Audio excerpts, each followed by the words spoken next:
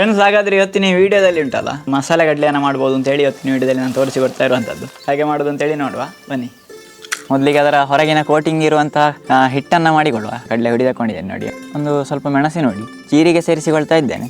ರುಚಿಗೆ ಬೇಕಾದಾಗೆ ಉಪ್ಪು ಸೇರಿಸಿಕೊಳ್ತಾ ಇದ್ದೇನೆ. ಬಣ್ಣಕ್ಕೆ ಬೇಕಾಗಿ ರಂಗಿನ ಹುಡಿ ಸೇರಿಸ್ತಾ ಇದ್ದೇನೆ. ಇದೀಗ ಸ್ವಲ್ಪ ಇಂಗಿನ ನೀರನ್ನು ಸೇರಿಸ್ತಾ ಇದ್ದೇನೆ.